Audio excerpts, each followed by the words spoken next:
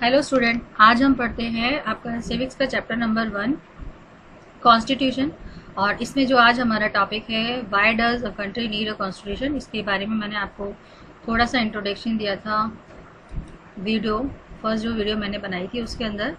और आज हम इसके आगे पढ़ेंगे। इसमें आपने ये पढ़ा था कि कैसे कॉन्स्टिट्यूशन क्यों ज़रूरी है। अगर देश को सही से चलाना है तो रूल एंड रेगुलेशंस होने चाहिए, जिस तरह से एक फुटबॉल गेम में होते हैं, किसी भी गेम के अंदर होते हैं। वैसे ही कंट्री के लिए भी एक रूल एंड रेगुलेशन होना चाहिए। और जो कॉन्स्टिट्यूशन है वो रूल एंड रेगुलेशन है जिसके थ्रू जो हमारी गवर्नमेंट है वो अपना काम करती है। और कोई भी किसी भी व्यक्ति के हाथ में पावर सीमित, एक ही व्यक्ति के हाथ में पावर ना रहे। और इसी वजह से कॉन्स्टिट्यूशन पावर को डिस्ट्रीब्यूट किया है जिससे कि कोई भी पावर का फ़ायदा ना उठा सके। और हर एग्जीक्यूटिव्स के लिए कुछ लिमिटेशन रखी गई हैं, उसके अकॉर्डिंग उसको काम करना होता है। और हर रिप्रेजेंटेटिव होता है वो रिस्पॉन्सिबल होता है सिटीज़न के प्रति। तो अब हम आगे पढ़ते हैं कि और इसमें क्या बताया गया है। ये नेपाल वाला अपनी कहानी पढ़ी थी कि नेपाल में किस प्रकार से डेमोक्रेसी आई थी, लोगों ने कैसे डेमोक्रेसी के लिए काफ़ी स्ट्रगल किया था। और एक बार डेमोक्रेसी आई 1990 में और ये 12 इयर्स तक रही, 2002 तक। उसके बाद फिर ज्ञानेंद्र सिंह, राजा ज्ञानेंद्र आए और इन्होंने जो सारी पावर थी वो अपने हाथ में ले ली। और ये इन्होंने ली थी आर्मी की सहायता से। और बाद में फिर वापस से लोगों ने स्ट्रगल किया, जिसे फाइनली जो राजा थे उनको अपनी पावर को छोड़ना पड़ा। और उसमें उन्होंने एक नया कॉन्स्टिट्यूशन बनाया,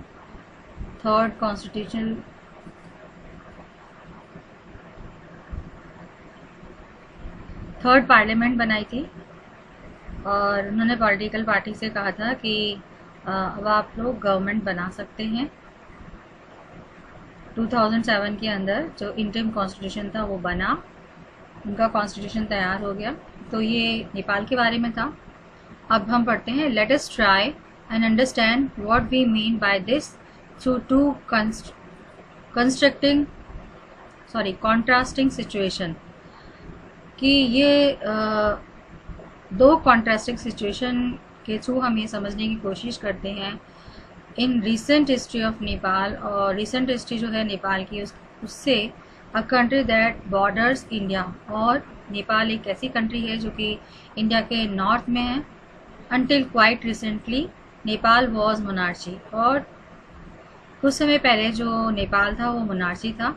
the previous constitution of Nepal, और जो प्रीवियस कॉन्स्टिट्यूशन था नेपाल का, विच हैड बीन अडेप्टेड इन 1990, जिसको कि अडेप्ट किया गया था 1990 में, reflected the facts that the final authority rested with the king.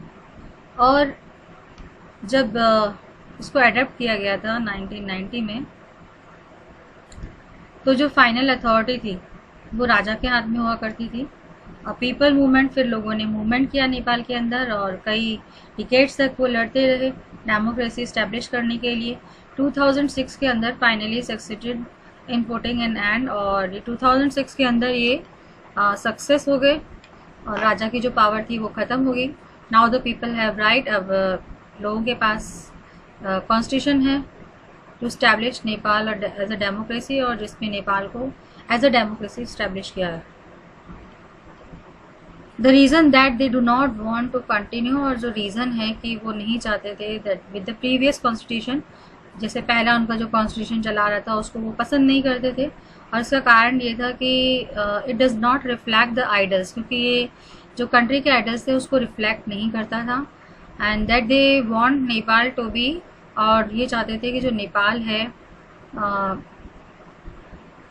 वापस नेपाल के अंदर वही उसी टाइप का कॉन्स्टिट्यूशन आए। And that they have fought for, और उसके लिए उनको वापस से डेमोक्रेसी के लिए लड़ना पड़े। तो इसलिए वो नहीं चाहते थे कि जो प्रीवियस कॉन्स्टिट्यूशन है वो नेपाल के अंदर आए। As in the game of football के गेम के जैसे ही, इन विच अ चेंज, अगर मान लीजिए फुटबॉल के गेम में अगर कॉन्स्टिट्यूटिव रूल जो हैं वो बदल जाते हैं तो जो गेम है वो भी चेंज हो जाता है। Nepal by moving from the monarchy. Nepal by moving from monarchy to democratic government, और जो नेपाल है वो मोनार्ची से डेमोक्रेटिक गवर्नमेंट की तरफ उसने मूव कर लिया। Need to change all its consecutive, और इसने अपने जितने भी कॉन्जिक्यूटिव रूल्स थे उनको चेंज कर दिया in order to the user in new society, जिससे कि एक नई सोसाइटी बने। That is why the people of Nepal are in the process of writing a new constitution, और इसी वजह से जो नेपाल के लोग थे उन्होंने एक नया कॉन्स्टिट्यूशन का लिखने का प्रोसेस शुरू किया था अपनी कंट्री के लिए। The captain alongside elaborates Nepal's struggle for the democracy, और जो कैप्टन था उसने नेपाल के स्ट्रगल जो उन्होंने डेमोक्रेसी के लिए किया था उसको उसने एलोबरेट किया, यानी उसको डिफाइन करा या उसको उसने एक्सप्लेन किया। एलोबरेट मीन्स होता है एक्सप्लेन करना। The second important purpose of constitution is to define the nature of country, और जो second important purpose था constitution का वो nature को define करना था, political system जो भी country का political system था उसको define करना था। ये constitution का purpose है। For example, जैसे कि नेपाल का जो earlier constitution था stated that उसमें कहा गया था that the country was to be ruled by king, कि जो कंट्री है उस पर शासन राजा का होगा और उसकी काउंसिल ऑफ मिनिस्टर्स का होगा, यानी उसका जो मंत्रीगण है या जो मंत्रालय है उसका होगा। In countries that have adapted a democracy form, और ऐसी कंट्रीज जो कि डेमोक्रेटिक फॉर्म यानी लोकतंत्र को अडेप्ट करती हैं। अडेप्ट मतलब होता है कि अपनाना, अपनाती हैं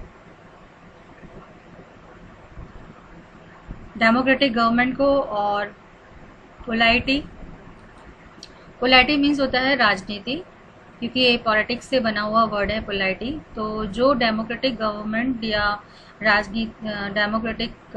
राजनीति को अपनाना चाहती हैं, the constitution play a crucial role in laying out the certain important guideline, और जो कॉन्स्टिट्यूशन है वो एक इम्पॉर्टेंट रोल निभाता है कुछ इम्पॉर्टेंट गाइडलाइन के through that the govern decision making with in these societies, और जिससे कि जो भी सरकार जो शासन कर रही है, जो डिसीजन ले रही है, वो इन सोसाइटी के थ्रू बनाया जाए। यानी कि जो सोसाइटी है वो ही डिसाइड करती है, जो गवर्नमेंट का डिसीजन होता है वो अकॉर्डिंग टू सोसाइटी होता है।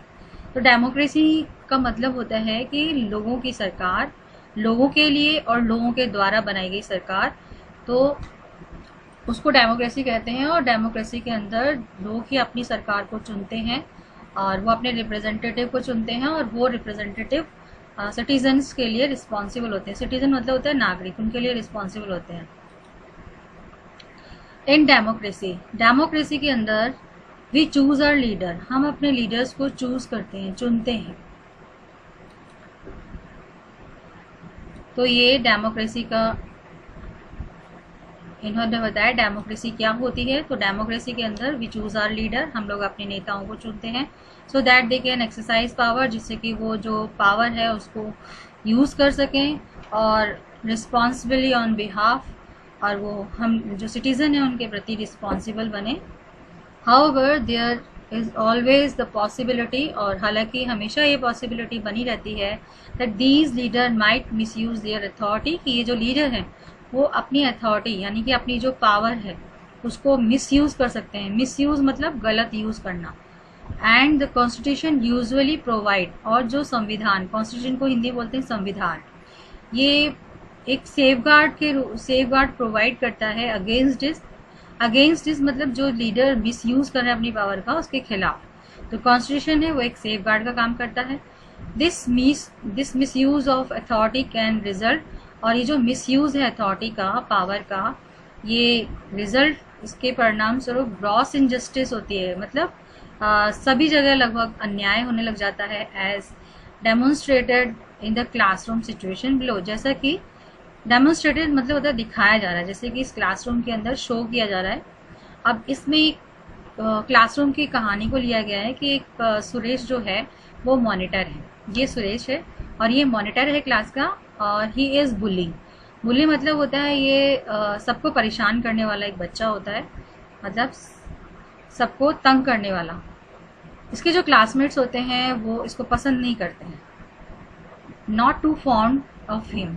Mrs Rao the class teacher, और जो मिसेस राव है वो क्लास टीचर हैं। उनको किसी काम से, किसी अर्जेंट काम से उनको क्लास छोड़ के जाना पड़ा। तो उन्होंने सुरेश को माइंड कराने के लिए कहा क्लास को कि भाई क्लास को शांत कराओ। तो सुरेश ने, अब उन मैडम के जाने के बाद जो सुरेश था उसने अनिल को उठाया और उससे कहा, Anil today I am going to report you to Mrs Rao, कि मैं तुम्हारी शिकायत मिसेस राव से करूँगा। अनिल ने कहा, but what I have done, कि मैंने क्या किया है जो आप मेरी शिकायत करेंगे।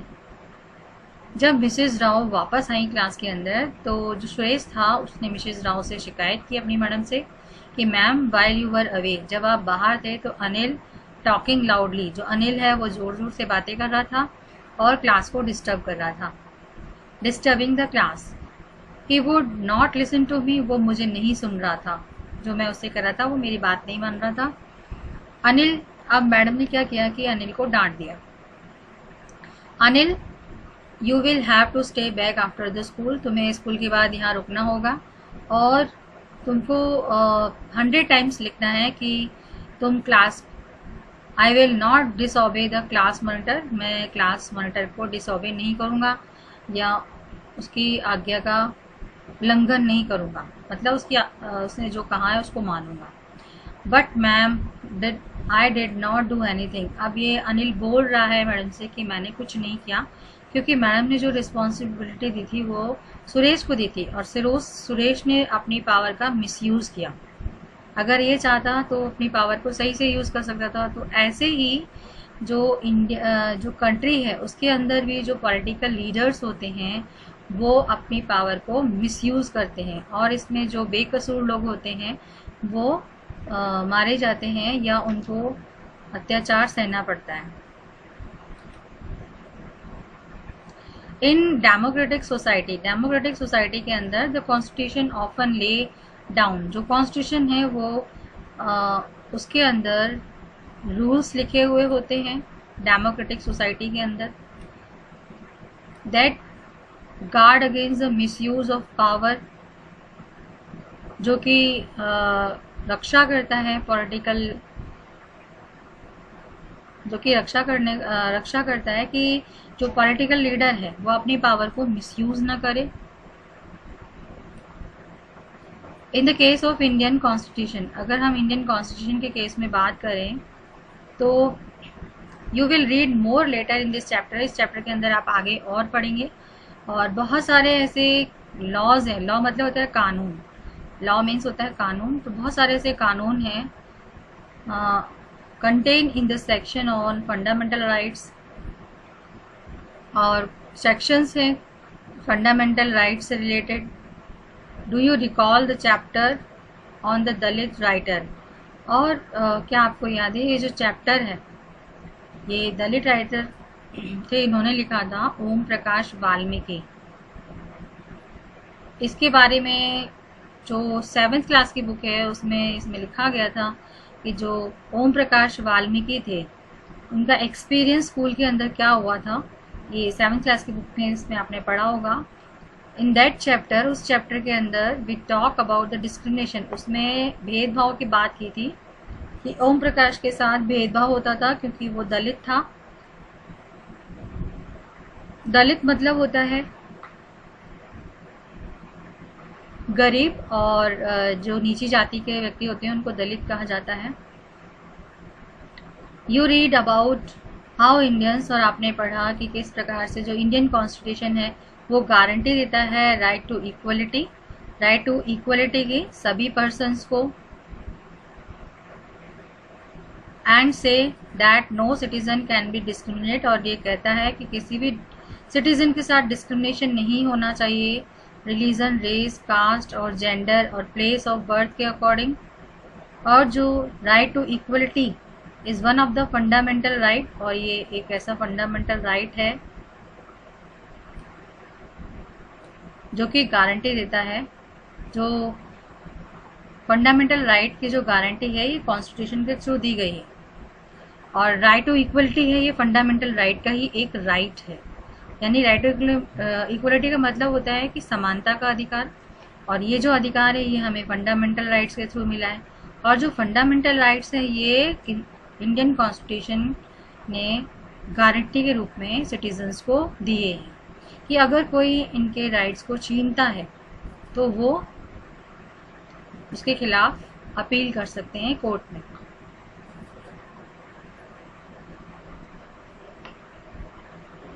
Another important function that the Constitution play in a democracy is to ensure that dominant group does not use its power against other। एक और ऐसे इन्होंने कॉन्स्टिट्यूशन प्ले बताया है जिससे शो होता है कि जो डोमिनेंट ग्रुप है, डोमिनेंट मतलब होता है जो राज करने वाला जो ग्रुप है जनता पर, does not use it's power, वो अपनी पावर को अगेंस्ट में, दूसरों के अगेंस्ट में यूज नहीं कर सकता। लेस पावरफुल पीपल, और कौन है किसके अगेंस्ट में नहीं कर सकता, जो कम पावरफुल पीपल है, एंड और group. The story board below demonstrate, और ये जो कहानी है वो उसको शो कर रही है ऐसी ही सिचुएशन को क्लासरूम के अंदर। अब इसमें देखो क्या हो रहा है कि गेम पीरियड चल रहा है, game period is about to. अब इसमें जो बच्चे हैं वो बोल रहे हैं, इसमें कुछ लड़कियां हैं लड़के हैं, तो लड़कियां बोलती हैं चलो लेट्स प्ले बास्केटबॉल, कि आज हम बास्केटबॉल खेलेंगे चेंज के लिए। लेकिन जो लड़के हैं वो बोलते हैं नहीं, वी विल प्ले क्रिकेट, हम तो क्रिकेट खेलेंगे। अब देखो इन दोनों के विचारों में अंतर। The teacher decided to settle the problem, और जो टीचर था उसने डिसाइड किया कि वो इस प्रॉब्लम को सेटल कर दे, यानी कि ये जो प्रॉब्लम है, लड़ाई झगड़ा है, इसको बंद करवा दे with show of hand. He we have won. अब इसमें क्या करा उन्होंने, ख़त्म कराने के लिए हाथ दिखा दिया। ऑब्वियसली अभी क्या करे, हाँ बिल्कुल, there are more boy in the class. Teacher ने क्या करा कि बोला ठीक है हम डिसीजन लेते हैं और वोटिंग करते हैं कितने बच्चे हैं जो क्रिकेट खेलना चाहते हैं या कितने बच्चे हैं जो वॉलीबॉल खेलना चाहते हैं। अब क्योंकि लड़के ज़्यादा थे इसलिए जब उन्होंने हाथ उठाया तो क्या हुआ, लड़के ज़्यादा थे तो डिसीजन किसके फेवर में आया, लड़कों के। और इसी वजह से जो लड़कियां थी उन्होंने कहा कि ये तो होना ही था, क्योंकि क्लास के अंदर लड़के ज़्यादा हैं तो फिर लड़कों की बात मानी जाएगी। तो ये बता रहे हैं मेजोरिटी और माइनॉरिटी, यानी ज़्यादा लोग होते हैं जितने अगर होते हैं मेजोरिटी है तो उसके अकॉर्डिंग काम किया जाता है। तो we always have to do what the boy wants. अब ये नाराज़ हो गई हैं लड़कियां और इन्होंने कहा कि हमें हमेशा वो करना पड़ता है जो लड़के चाहते हैं क्योंकि लड़के ज़्यादा हैं। Ma'am should think of another way to make decision. अब ये इसको समझा रहा है मैडम जो हैं वो दूसरा तरीका सोचते हैं डिसीजन लेते वक्त, so that our wishes are also heard, और इसी वजह से जो हमारी विशेज़ हैं वो सुनी जाती हैं। अब जैसे पूरे इसमें मैंने बताया आपको, अब इसमें अब आप बता सकते हैं कि कौन माइनॉरिटी में है। माइनॉरिटी मतलब कम लोग कौन हैं, गर्ल्स हैं, और सबसे ज़्यादा मेजॉरिटी में कौन है, बॉयज़। तो डिसीज़न किसका चलेगा, बॉयज़ का, क्योंकि अगर मान लीजिए इसमें भी अगर वोटिंग करवाते हैं तो जो ज़्यादा होंगे उसी के अकॉर्डिंग डिसीज़न लिया जाएगा। तो बॉयज़ ज़्यादा हैं और इसी के अकॉर्डिंग इन्होंने डिसीज़न लिया। सच अनहेल्दी सिचुएशन, एक ऐसी ही अनहेल्दी इसलिए बोला गया है कि इसमें खुश नहीं है सब, इस वजह से ये अनहेल्दी सिचुएशन है। Can occur in democratic society too, ऐसे ही जो अनहेल्दी सिचुएशन है वो हमारे समाज में भी अकर होती है। अकर मतलब होता है कि शुरू हो जाती है। Where a majority can continuously enforce decision, जहाँ पर जो मेजोरिटी है यानी जहाँ ज़्यादा लोग होते हैं वो लगातार अपने जो डिसीजंस हैं उनको लागू करवाते रहते हैं। एनफोर्स मतलब होता है लागू कराना। दैट एक्सक्लूड माइनॉरिटी, और जिसमें जो माइनॉरिटी है उनको बाहर निकाल दिया जाता है। And go against their interest, और इनके इंटरेस्ट के खिलाफ काम किया जाता है। As the above story board illustrate, जैसे कि ऊपर जो एग्जाम्पल दिया हुआ है, इलिस्ट्रेट मतलब होता है एग्जाम्पल देकर समझाया गया है। Every society is a prone to this training of the majority, और हर समाज के अंदर ये जो इन्होंने बता रखा है ट्रेनिंग ऑफ मेजोरिटी, ये देखने के लिए पाई जाती है। ट्रेनिंग मतलब होता है कि अत्याचार, तो हर समाज के अंदर इस प्रकार का जो अत्याचार है वो मेजोरिटी के थ्रू किया जाता है। The constitution usually contain rules that ensure the minorities, और कॉन्स्टिट्यूशन है वो ऐसे रूल्स को कंटेन करता है जिससे कि जो माइनॉरिटीज़ होती हैं उनको एक्सक्लूड नहीं किया जाता फ्रॉम एनीथिंग, किसी भी चीज़ से, दैट इज़ रूटीनली अवेलेबल, जो कि रूटीनली अवेलेबल होती है मेजॉरिटीज़ के लिए। तो यानी कॉन्स्टिट्यूशन के अंदर वो कॉन्स्टिट्यूशन जो है ऐसे रूल्स बनाता है जिससे माइनॉरिटी को कोई नुकसान ना हो, और जो मेजॉरिटी के लिए जो चीज़ अवेलेबल है वही माइनॉरिटी के लिए भी होनी चाहिए। Another reason why we have constitution, और जो दूसरा रीज़न है, अब आपसे पूछा गया है दूसरा रीज़न क्या है, कि preciously to prevent the tyranny or domination by the majority। इसका मतलब क्या हुआ कि ये जो कॉन्स्टिट्यूशन है वो बचाता है अत्याचार से या किसी और के शासन करने से, किसी मेजॉरिटी के शासन करने से, और शासन किस पे करना चाहते हैं ये माइनॉरिटीज़ पे, यानी जो कम लोग होते हैं उन पर जो ज़्यादा लोग होते हैं वो शासन करने की कोशिश करते हैं, और इसी से बचाने का जो काम है वो कॉन्स्टिट्यूशन करता है। इसी वजह से हमें कॉन्स्टिट्यूशन की ज़रूरत होती है। This can refers to one community और एस, ये जो है वो एक कम्युनिटी के अंदर भी होता है, कम्युनिटी डोमिनेटिंग अनदर, कि एक जो कम्युनिटी है वो दूसरी कम्युनिटी पर अपना राज करती है, that is inter community domination, और वो होता है कि इंटर कम्युनिटी डोमिनेशन और members of one community dominating other, और या जो मेंबर्स होते हैं एक कम्युनिटी के वो दूसरी कम्युनिटी पर अपना अधिकार करने की कोशिश करते हैं। With in the same community, या सेम कम्युनिटी के अंदर भी वो अपना वर्चस्व या अपना अधिकार करके रखना चाहते हैं, that is intra community domination, और उसको कहा जाता है इंट्रा कम्युनिटी डोमिनेशन, यानी कि इंटर कम्युनिटी के अंदर डोमिनेशन।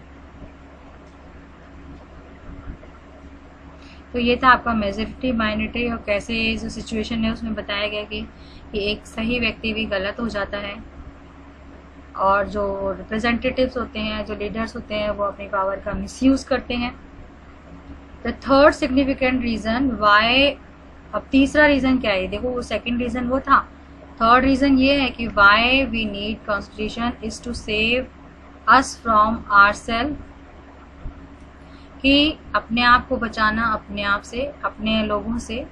वाई दिस में स्ट्रेंज, और ये सब दिस में साउंड स्ट्रेंज, और ये जो है स्ट्रेंज साउंड कैसे आती है, what is meant by this, और इस सब का क्या मतलब है, and that we might at the time feel strongly, और जो हमें तुरंत से जो फीलिंग्स होती है स्ट्रांगली अबाउट एन इशू, किसी इशू को लेकर, दैट माइट गो अगेंस्ट, जो कि लेसर इंटरेस्ट के अगेंस्ट में होता है। लेसर मतलब जो माइनॉरिटीज़ होते हैं उनके फेवर में नहीं होता, क्योंकि मेजॉरिटी के फेवर में है ये, इसलिए। And the constitution help us guard against this, और जो कॉन्स्टिट्यूशन है वो हमारी मदद करता है, हमें इन सब से सुरक्षा देता है।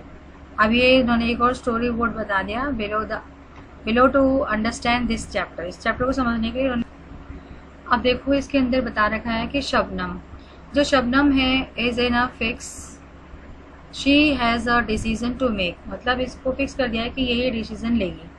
आई have 2 chapter left to revise for tomorrow test, अब इसने कहा कि मैंने 2 चैप्टर मेरे तो 2 चैप्टर बचे हैं रिवाइज करने के लिए टुमारो, जिसका टेस्ट होगा। But it's time for my favourite TV programme, लेकिन ये जो समय है वो मेरा टीवी प्रोग्राम देखने का है। I am dying to watch it, और मैं उसको देखने के लिए मरी जा रही हूँ। But if I do that, और ये सोच रही है कि अगर मैंने वो टीवी प्रोग्राम देख लिया तो I won't have time to finish my revision, मेरे पास समय नहीं बचेगा कि मैं अपनी रिविज़न को फिनिश कर लूँ, क्योंकि इसका जो 2 चैप्टर बचे हुए हैं रिवाइज करने के लिए और इसका अगले दिन टेस्ट है, और ये सोच रही है कि मैं ये टीवी प्रोग्राम देखना चाहती हूँ, और अगर मैंने ये टीवी प्रोग्राम देखा तो मैं वो 2 चैप्टर नहीं रिवाइज करूँगी, नहीं कर पाऊँगी, और मेरा जो रिवीजन है वो फिनिश नहीं हो पाएगा। ये अभी सोच रही है। Shabnam, why are you looking so worried? अब उसकी मम्मी पूछती है, भाई तुम इतनी चिंतित क्यों नज़र आ रही हो? I want to watch this programme but I have test tomorrow. अब शबनम ने कहा कि मैं ये प्रोग्राम देखना चाहती हूँ लेकिन कल मेरा टेस्ट है। If you all watch TV, अगर तुम सब टीवी देखोगे तो I will also want to watch, मेरा भी मन करेगा इसको देखने का। आई हैव एन आइडिया, मेरे पास एक आइडिया है। What if no one watch, कि भाई कोई भी टीवी नहीं देखेगा आज रात में। Then I may not be tempted, तो मुझे दुख नहीं होगा। मतलब इसको क्या लग रहा है कि सब लोग टीवी देख रहे हैं और मैं अकेले पढ़ रही हूँ, तो इसे नहीं रहे। तो उसने कहा कि आप सभी टीवी मत देखो और मैं भी नहीं देखूंगी, तो मुझे कोई बुरा नहीं लगेगा।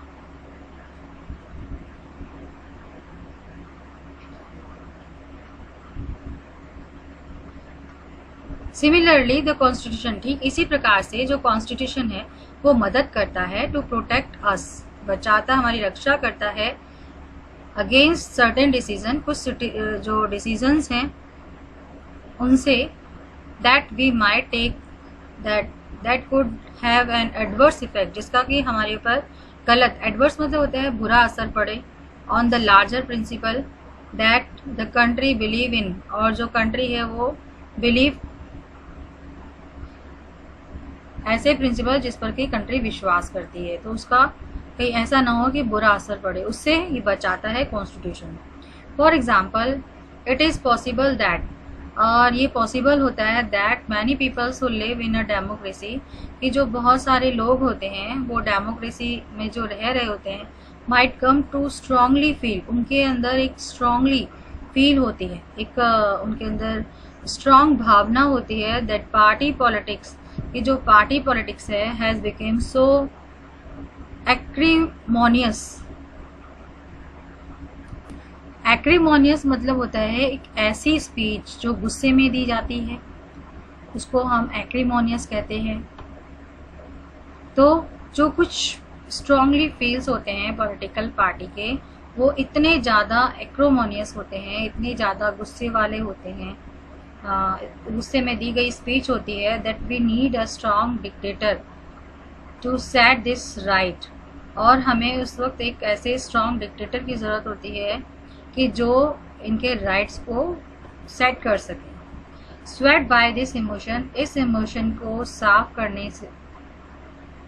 करना, they may not release that in a long run, और इसको लंबे समय तक नहीं चलना चाहिए। Dictatorial rules goes against all their interest, और जो डिक्टेटोरियल रूल है, डिक्टेटोरियल रूल यानी किसी एक व्यक्ति के हाथ में पावर आना, जैसे मोनार्ची में तो राजा के हाथ में होती है, और इसके अंदर किसी एक पार्टी के हाथ में जो पावर होती है उसको डिक्टेटोरियल रूल कहा जाता है।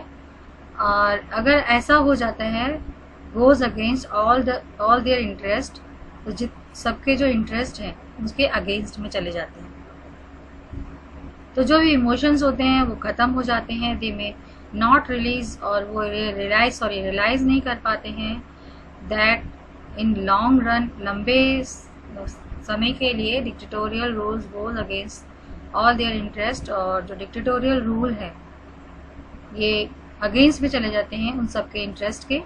A good constitution does not allow, एक अच्छा जो संविधान होता है वो अलाउ नहीं करता है these whims to change its basic structure, इन विम्स को, कि जो बेसिक स्ट्रक्चर है इसको बदल ना सके। And it does not allow for the easy overthrow, और ये अलाउ नहीं करता है कि आसानी से जो प्रोविजंस हैं उनको आसानी से कोई भी बाहर निकाल के फेंक दे। दैट गारंटी राइट, जो कि गारंटी दी गई है, गारंटेड राइट्स हैं, अधिकार हैं सिटीजन्स के, एंड प्रोटेक्ट देयर फ्रीडम, और उनकी आज़ादी को बचाने का काम करते हैं।